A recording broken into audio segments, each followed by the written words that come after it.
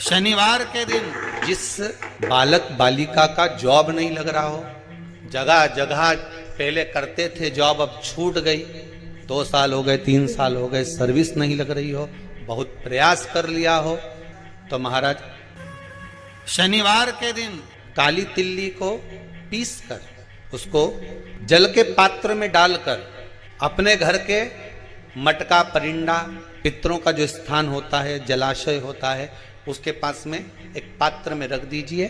बेलपत्री या बट का पेड़ या पीपल का पेड़, इस वृक्ष के नीचे एक रात्रि तक रखे रहने के बाद में दूसरे दिन अपनी कामना कर जिनका जॉब नहीं लग रहा या कहीं उलझने उत्पन्न हो रही है, उस व्यक्ति को हाथ में ले जाकर उस पात्र का जल इन 3 में से किसी भी वृक्ष के नीचे उस काली तिल के जल को समर्पित कर दीजिए। महाराज बाबा चाहेगा 3 महीने में कहीं ना कहीं योग बना ही देगा। 6 सूत्र शिव महापुराण के हैं कि शंकर को पाने के 6 सूत्र बताए हैं। पहला, मस्तक पर तिलक लगा दो, त्रिपुंड लगा दो, नहीं लगा सकते तो गले में रुद्राक्ष की माला पहन लो, इतना भी नहीं कर सकते, तीसरे नंबर का सूत्र है कि भगवान शंकर का मंत्र जाप कर लो, नमः शिवाय, ओम नमः शिवाय। ये भी नहीं कर सकते तो मंदिर में शंकर जी को 1 लोटा पानी चढ़ा दो, चौथा सूत्र। 5वां सूत्र है, इतना भी नहीं कर सकते तो किसी शंकर के मंदिर के पास में से निकल कर चले जाओ तो शंकर के मंदिर का शिखर का दर्शन हो जाएगा। शिखर दर्शनम सर्व पाप नाशनम, बस उतना भी बहुत है। ये 5। और 6ठे नंबर का सूत्र है, अगर इतना भी नहीं कर सकते तो पूरी जिंदगी में अगर 12 ज्योतिर्लिंग पर पहुंचकर शंकर की कथा को सुन लोगे तो फिर दूसरा जन्म नहीं होता सा। ये 6 सूत्र शंकर को पाने के हैं, भगवत भक्ति को पाने के हैं, भगवत तत्व को पाने के हैं। 6 सूत्र है, शंकर का अनुमोदन करें। ऐसी कौन सी भूमि है, ऐसी कौन सी जगह है जहां शंकर नहीं है? हर जगह, हर तत्व में, कण कण में, हर जगह पर वही तो समाया है। बस हमारे नेत्र परखैया नहीं है, इसलिए हम पहचान नहीं पाते। बहुत दुनिया के लोग बहुत कम पहचान कर पाते हैं। बस अंतर तब आता है एक घर के बुजुर्ग माता पिता को और एक परमात्मा को लोग अंतिम तक नहीं पहचान पाते। अंतिम तक बहुत 6 सूत्र में से एक सूत्र भी अपनी जिंदगी में उतारा तो जीवन सार्थक होगा। मात्र काशी में जो शिव जी की स्थापना कौन ने करी? काशी में जो शंकर भगवान बैठे उनकी स्थापना करी थी शनि महाराज। किसने करी थी? शनि महाराज ने, क्योंकि भगवान शनि महाराज को उनकी माता के द्वारा श्रापित हो गए और शनि महाराज कांपने लगे। शनि महाराज कांपते कांपते, मैं जाऊं तो जाऊं कहां, करूं तो करूं क्या? महाराज शनि महाराज दौड़े और दौड़कर भगवान भोलेनाथ के पास पहुंचे। हे शंकर, त्रिकालदर्शी, कैलाशी, अविनाशी, कृपा करिए बाबा भोलेनाथ, कृपा करो। क्योंकि दुनिया में 33 करोड़ देवी देवता हैं जिनको शनि लग सकता है, केवल एक, किसको छोड़कर? शिव को छोड़। राम जी को शनि लगा तो 14 वर्ष वनवास चलेगा, कृष्ण को शनि लगा तो मथुरा छोड़कर द्वारका चले। शनि लगा, हनुमान जी को शनि लगा तो गुफा में बैठकर राम राम जपना पड़ा। शनि सबको लगता है, केवल शनि नहीं लगता तो एक मेरे महादेव को, मेरे भोले बाबा को नहीं लगता।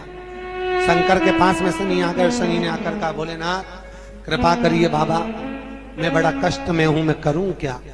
बाबा भोलेनाथ ने कहा, जा गंगा जी के तट पर काशी में जाकर एक शिवलिंग की स्थापना कर, उसकी आराधना कर और तेरा शरीर ठीक हो जाएगा, कष्ट नहीं भोगेगा।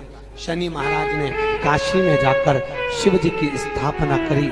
आज भी नियम है, जिसको शनि लग जाता है एक काजल की डिब्बी ले लो और काजल की डिब्बी को 21 बार उतार कर उसको एकांत में जाकर, जंगल आदि में एकांत में किसी पेड़ के नीचे इतना सा खड्डा खोद कर उसमें काजल की डिब्बी को डाल दो और मिट्टी से पूर दो, उस व्यक्ति का शनि समाप्त हो जाता है।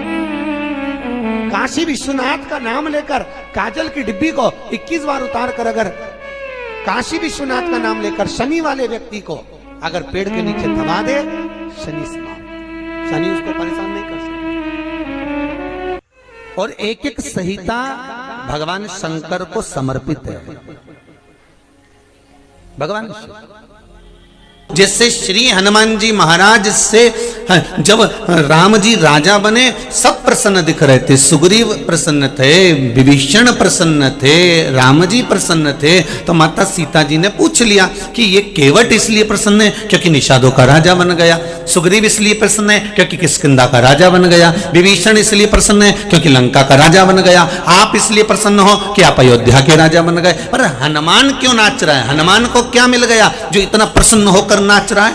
तब हनुमान जी को बुलाया गया। माता जानकी जी ने पूछा, हनुमान तुझे कौन सी जगह का राज्य मिला है जो तू इतना प्रसन्न होकर नाच रहा है? हनुमान कहते हैं, माँ मुझे राघव जी के चरणारविंद का राज्य मिला है, इसलिए मैं प्रसन्न होकर नाच रहा हूं। मुझे राम के चरण मिले हैं, मुझे राघव के चरण मिले हैं।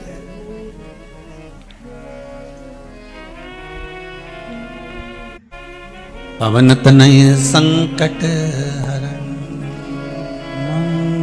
मूर्ति रूप राम लखन सीता सहित हृदय बसहु सूरभूप, हृदय बसहु सूरभूप। मुझे राघव जी के चरण प्राप्त हो गए, मुझे राम जी के चरण मिल गए। ये मुझे जो राज्य मिला है ये कोई साधारण नहीं है। कोई आपसे कहे कि आपका पता क्या है, तो घर का पता नहीं देना है हमको, दुकान का पता नहीं देना है हमको, हमारा खुद का पता दीजिए कि हम कहां हैं। राम जी पूछ रहे हैं, क्यों रे हनुमान, कुछ निशानी लाया है? ये चूड़ामणि लाया हूं। अच्छा हनुमान, तुम शिव के अवतार हो, तुम्हें मालूम है? हनुमान जी ने कहा, प्रभु आपको नहीं मालूम कि आप नारायण के अवतार हो? आप नारायण के अवतार हो, मैं शिव का अवतार हूं, और ना मैं आपके बिना रह सकता हूं ना आप मेरे बिना रह सकते हो, इसलिए मेरा अवतार हुआ है और इसीलिए आपका भी अवतार हुआ है। जी राम जी ने कहा, हनुमान पूर्व के लेन देन मिटाने के लिए हमारे अवतार हुए हैं।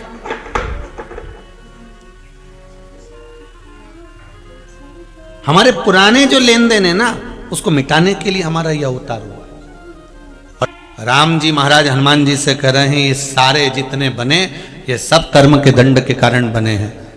सुनो हनुमान, तुम लंका गए थे तो तुम्हें कुछ स्मरण रहा है कि नहीं रहा? हनुमान जी कहते, प्रभु आप ही की आज्ञा थी।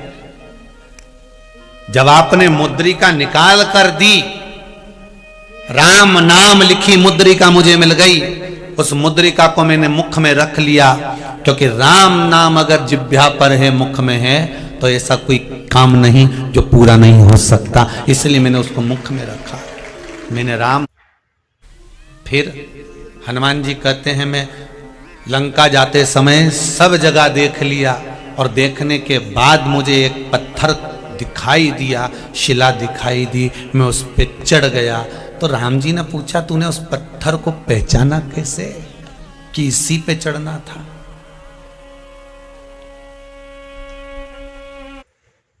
तूने पहचाना कैसे उस पत्थर को? उस पत्थर को कैसे जाना है तू?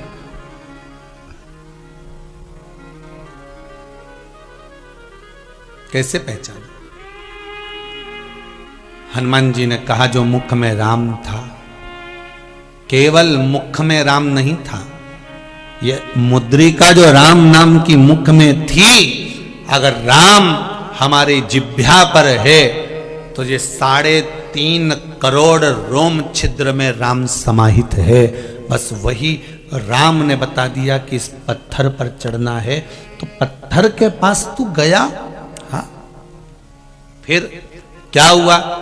हनुमान जी बोले, उस पत्थर के पास जाकर मैंने क्या देखा कि जो पत्थर पड़ा हुआ था, जो शिला पड़ी हुई थी, जो पर्वत पड़ा हुआ था, सब जगह पर समुद्र की लहरें बढ़ बढ़कर झोंटा दे रही थी, समुद्र की लहरें अपनी उछालें दे रही थी, पर केवल एक पत्थर ऐसा था उस पर समुद्र की लहर नहीं पड़ पा रही थी,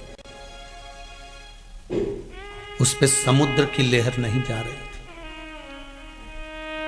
जैसे प्रभु हनुमान जी ने कहा, जैसे आप माता अहिल्या के दरवाजे पर गए थे और मां अहिल्या जो पत्थर की हो गई थी, ना वहां पशु आते थे ना वहां पक्षी आते थे। क्यों?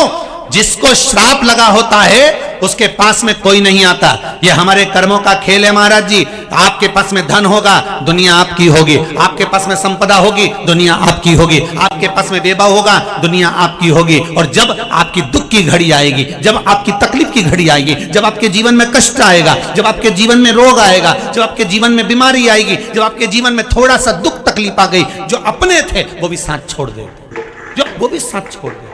तो हनुमान जी कहते हैं मेरे पहचानने का कारण एक ही था कि उसके पास समुद्र की लहरें नहीं आ रही थी। अच्छी लहर उस पर्वत के पास में, उस पत्थर के पास में नहीं आई, मैं जान गया था। फिर इसलिए मैं उस पत्थर पर चढ़ गया।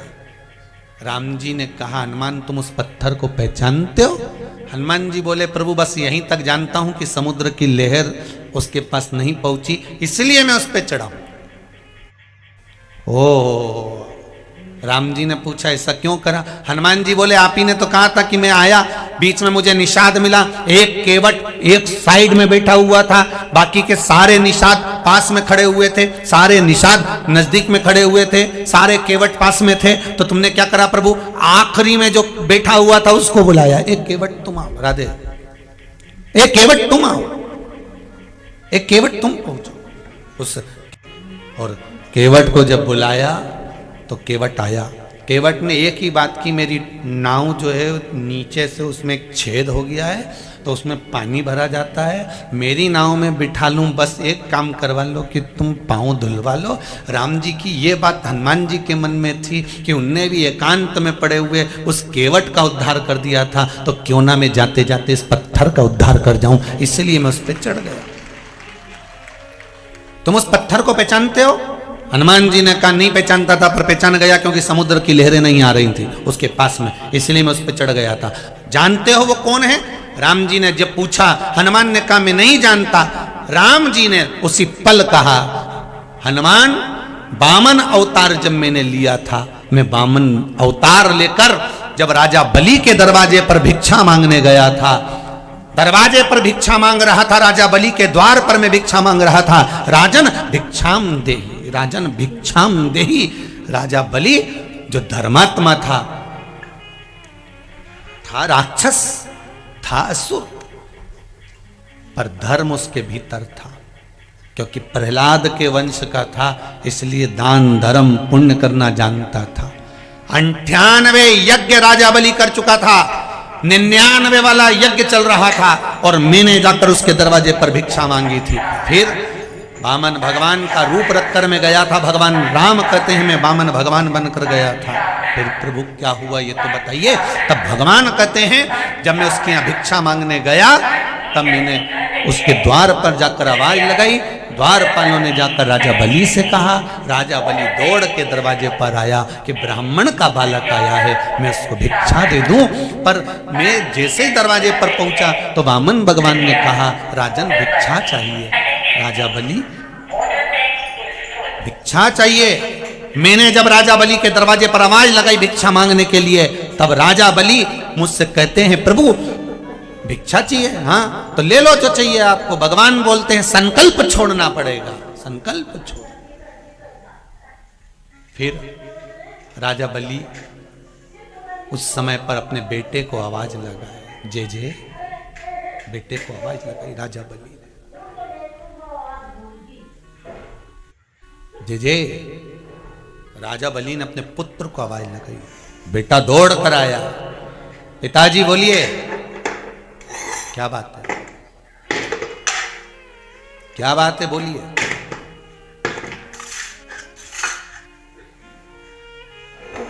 संकल्प छोड़ना है बेटा, 3 पग भूमि का दान देना है, मुझे संकल्प छोड़ना है। जा जल्दी जाकर कमंडल लेकर आ, पानी का पात्र लेकर।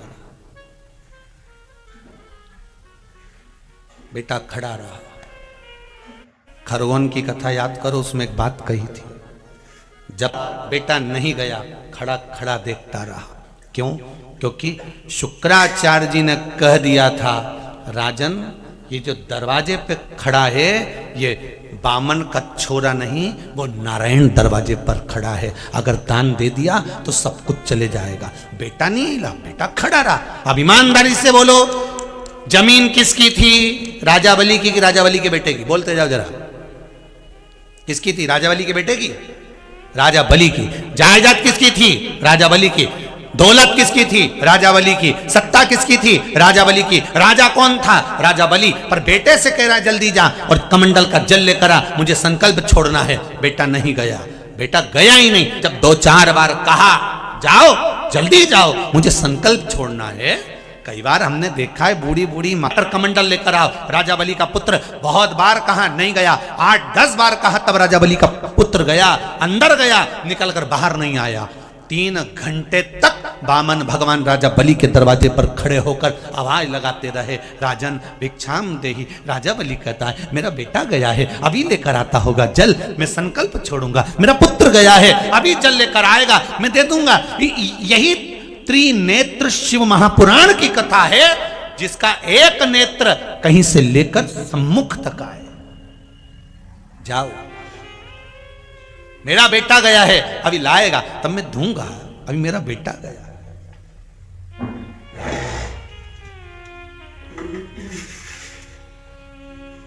भगवान कह रहे हैं, राम जी महाराज हनुमान से कह रहे हैं कि राजा बलि ने आवाज लगाई अपने बेटे को, बेटा नहीं आया, जो गया तो आया नहीं। भगवान कह रहे हैं मैंने बारंबार कहा राजन दान दो, राजन दान दो, अगर दान नहीं दोगे तो समय निकल जाएगा, जल्दी करो। राजा बलि फिर आवाज लगाया, प्रभु ब्राह्मण हो आप, थोड़ा धैर्य तो रखो, मेरा बेटा आएगा।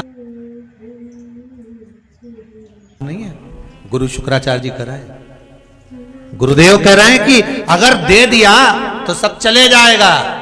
राजा बलि ने कहा शायद तू इसीलिए जल लेकर नहीं आया, मेरे दान करने में तू रोड़ा बना है, मेरे दान करने में तू रोड़ा बना है, मेरे दान करने में तू पत्थर बना है। आज एक बाप अपने बेटे को श्राप देता है कि जा पुत्र, मैं तुझे श्राप देता हूं कि मुझे दान करने से तूने रोका, उसमें तू रोड़ा बना, पत्थर बना, इसलिए मेरा श्राप है कि तू पृथ्वी पर जाकर पत्थर बनेगा। ये मेरा श्राप तुझको देता हूं, जा तू भी रोड़ा बनेगा, तू भी पत्थर बनेगा। पिताजी आपने मुझे श्राप दे दिया, पिताजी आपने मुझे श्राप दे दिया, पत्थर बनने का, रोड़ा बनने, मैं मुक्त कैसे होऊंगा इस पत्थर की योनि से, इस पत्थर से। कोई दान करे, धर्म करे, निवेदन है, कोई पुण्य करे, कोई सत्कर्म करे, तुम रोड़ा मत बन जाओ रे। जो व्यक्ति पथभ्रष्ट हो जाए, जैसे मदिरा के नशे में पड़ गया, कहीं जुए में पड़ गया, कहीं मांसाहार में पड़ गया, कहीं व्यसन में पड़ गया, कहीं गलत काम में अगर कोई जा रहा है, तो श्रम्भेश्वर महादेव के नाम से काली तिल भगवान शिव को समर्पित करी जाती है। महाराज काली तिल को वापस उठाकर ले आते हैं, उसी काली तिल को जो मदिरा का नशा करने वाला होता है या जो गलत व्यसन में डूबा हुआ होता है, उसको वो सुबह के समय अगर नहीं खाता तो भोजन के साथ उसको दिया जाए। श्रम्भेश्वर महादेव। एक बेलपत्री का भी बहुत अच्छा प्रयोग है श्रम्भेश्वर महादेव का, मदिरा पीने वालों के लिए, मांसाहार, व्यसन में, जुए में, वेश्यावृत्ति में, परनारी में, गलत जगह पर जो डूबे रहते हैं उनके लिए। पहले की कथा में उसका वर्णन किया है बेलपत्री।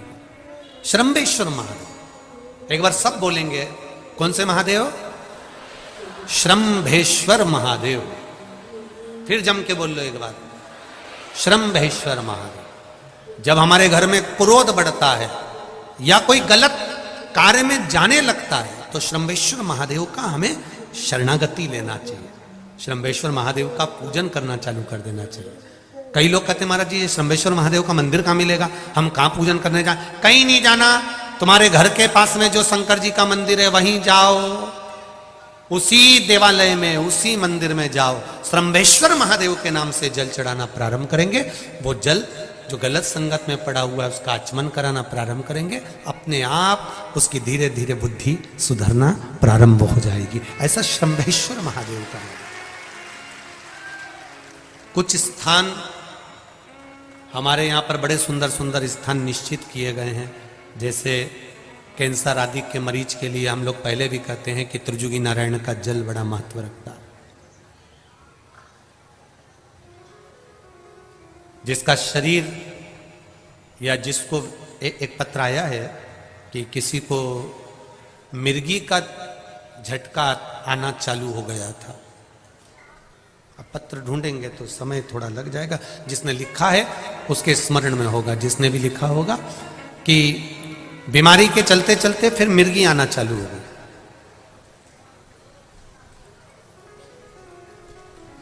जिसने भी लिखा है वो दोनों हाथ एक बार हिला देना, जिसके लिए भी लिखा हुआ वो इतना ध्यान नहीं आ रहा। तो उनको मिर्गी का झटका आना प्रारंभ हुआ। अब मिर्गी का झटका आना प्रारंभ हुआ,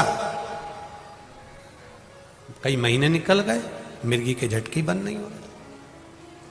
तब उन्होंने पत्र में लिखा है कि श्रम्भेश्वर महादेव का आपने जो वर्णन करा था 31 बेलपत्र वाला, गुरुजी हमने वो 31 बेलपत्र वाला प्रयोग करना प्रारंभ करा, और उन्होंने पत्र में लिखा है कि मिर्गी के झटके भी बाबा की कृपा से ठीक हो गए हैं, अब कोई झटके उनको आ नहीं रहे।